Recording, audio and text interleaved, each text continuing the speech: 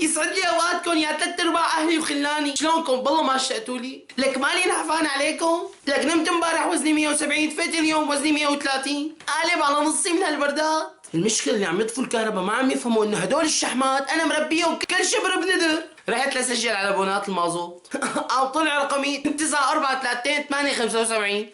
قابلت له عم يسجل، لا اخي غلطان، انا ماني جاي اعبي وحدات. في قبلي شي نص مليون زلمه، يعني ليوصل الدور لعنا بتكون صارت ضامنه اناني بلاستيك بمعمل بقين. اخي يا بسمة، عرفتوا مين قتل الزعيم؟ اختي مسمين، لك هاد موكلي شفته بعيني اللي بدي اكلها الدود وقت قتل الزعيم وسرق الدابات من ابو ابراهيم وعطاهم لكاسم يا اخوه بده يقلب له اياهم اخضر. ليش شو دخلوا كاسم يا ابوه؟ لك يا تريلا لانه عم يشتغل على خط زمالك عربين ورديتين بالنهار. دقيت لبيت حماية المستقبلي رد عم باخذ موعد من الحجي، قام قال لي تفضل يا ابني انت ما بدك بتنورنا. هون انا حسيت حالي بالطريق 12 فولت موصوله على انفيرتل. اول ما ركبنا انفيرتل احنا بال 2013 الوالده ما عاد تتحاكى قدام جيراننا. وعلى شو ام محمد؟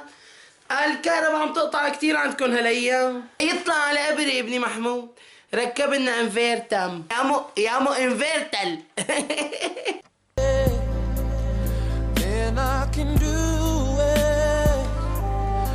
If I just believe it, there's nothing to it. I believe I can fly. I believe I can touch the sky.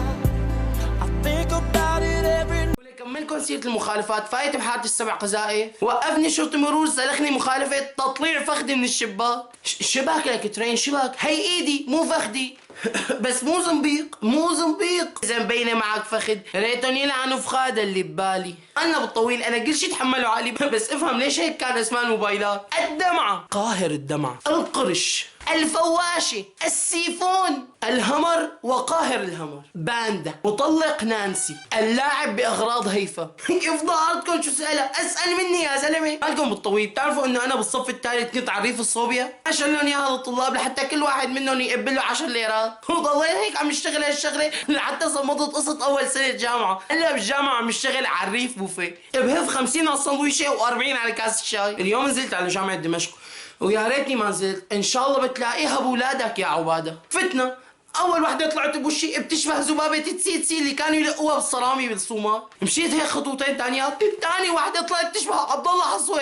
مشينا هيك من دون قصد فتي بكليه الشريعه، مو انا وماشي باخذ محل 4 بالطريق بقى صرت امشي مزاحنه. الكليه كلها حسيتها فرع لجامع ابو النور نسخه البرامكه. بعدها فورا فتنا بجو التل وما ادراكم ما التل وحركات التل. والله العظيم عيب هالمناظر اللي بقلب الجامعه. يعني شوي تاني حسيت حالي فاتح على الهوت بيرن، مدري هوت بيرد. ويمونا من كل هالسير واسمعوا لي هالكلمتين يا اخواتي.